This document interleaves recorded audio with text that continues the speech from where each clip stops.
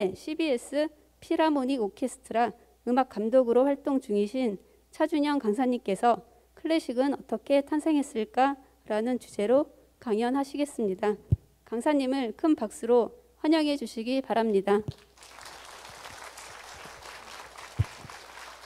네, 안녕하세요. 오늘 시민 강연을 맡은 차준영입니다.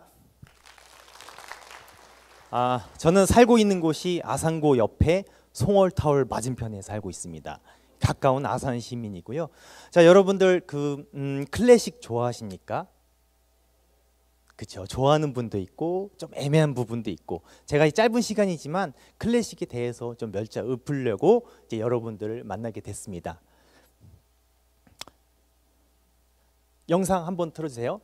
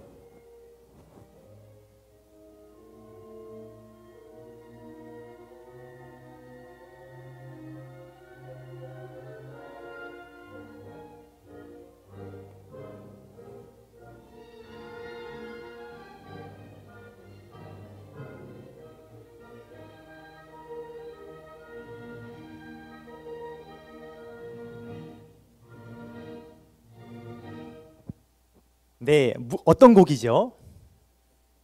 클래식 좋아하신다면서. 네, 이제 베토벤의 5번 운명교향곡으로 잘 알려져 있죠. 2020년도가 베토벤 탄생 250주년이었습니다. 그래서 이 자리에서 제가 직접 오케스트라를 데리고 연주를 한 겁니다.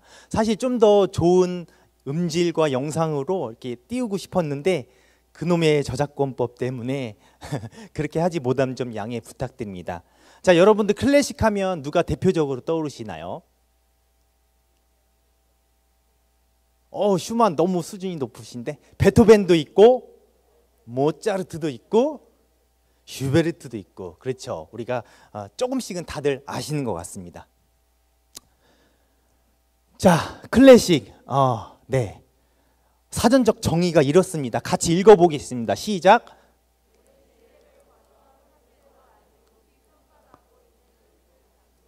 네, 우리가 클래식 하면 이제 음악을 많이 지칭을 하는데, 보니까 미술에도 클래식이라는, 또는 이제 문학에도 클래식, 또는 이제 가까운 면에서도 이제 K1에서도 클래식이라고 좀 붙는 것 같습니다. 근데 이제 클래식이란 단어가 좀 형성이 되려면 몇 가지 조건이 있는데요. 자, 네, 첫 번째는 대중화, 그리고 듣기 좋은 음악, 듣기 쉬운 거, 그리고 밑에 영어 뭐라고 써 있습니까? 네? 네, 그렇죠. enlightenment, 네, 계몽. 이게 왜 이렇게 썼냐면요, 여기가 어디냐면은 이 그림의 성당인데요, 오스트리아 슈테판 성당이라고 굉장히 핫플레이스, 굉장히 중심지라고 볼 수 있죠. 오스트리아 빈에.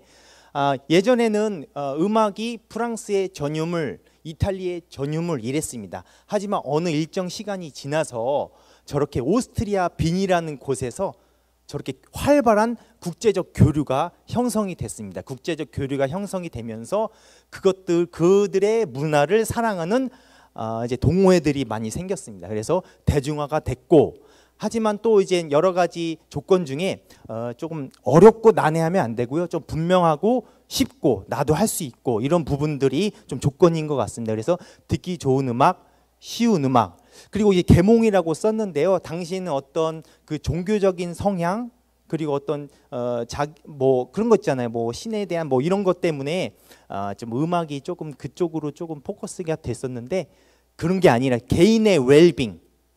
그러니까 나도 좋아하고 나도 즐기고 싶다라고 해서 이제 계몽이라는 단어를 썼습니다.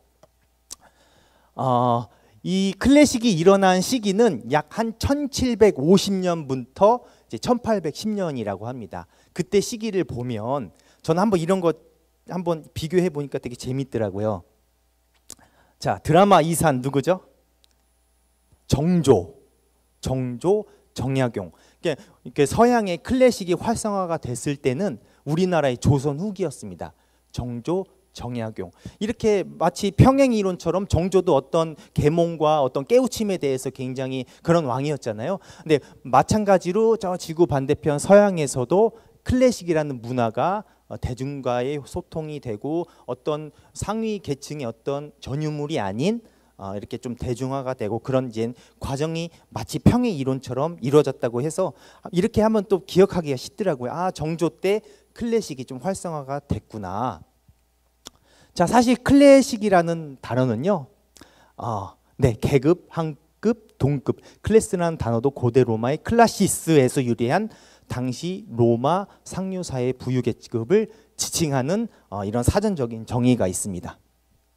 그래서 이제 클래식 하면은 사실 뭐 정확한 의미로는 클래식 음악이 아니고 클래식 하면은 옛날 문화 오래 이렇게 어떤 전통을 걸쳐서 형성된 문화 그리고 문학, 미술 뭐 다양한 예술 작품에서 볼 수 있는데 그래서 정확한 의미로는요 클래시컬 뮤직 페리오드는 이제 연대기라고 해가지고 정확한 클래시컬 뮤직이라고 이렇게 보시면 됩니다. 그래서 여러분들 다들 아시다시피 하이든, 모차르트, 베토벤 이들이 그냥 클래식의 기준이었습니다. 뭐 슈베르트 뭐 다 있지만 그래서 이걸 딱 생각하시면 돼요. 하, 모, 베 뭐라고요? 하, 모, 베. 하이든, 모차르트, 베토벤이 클래식의 기준이었다라고 보시면 됩니다. 자, 그러면 이 음악이 학문으로 간주가 되었을 때가 있었을 겁니다. 예전에는 뭐 이렇게 뭐 구석기나 신석기나 뭐 예전 고대에도 음악이 있었지만은 그때는 학문이라고 여겨지지 않았지요. 그래서 그림에 이 철학자가 있는데요. 누군지 아시겠습니까? 제가 힌트를 드리겠습니다. 최초의 철학자 고대 그리스 기원전 570년.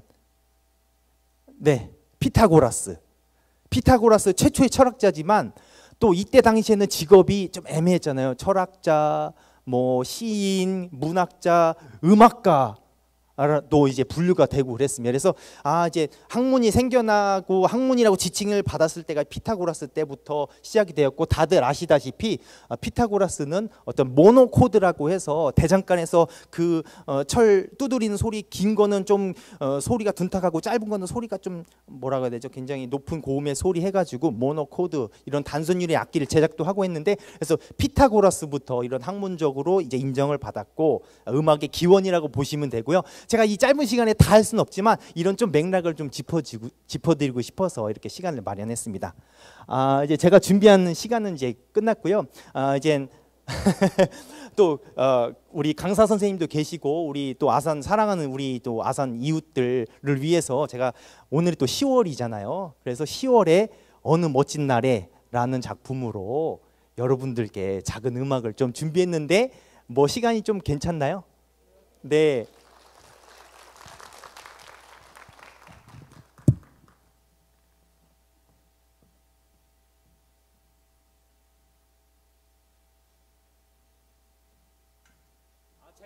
제가 드리는 작은 음악 선물이고요.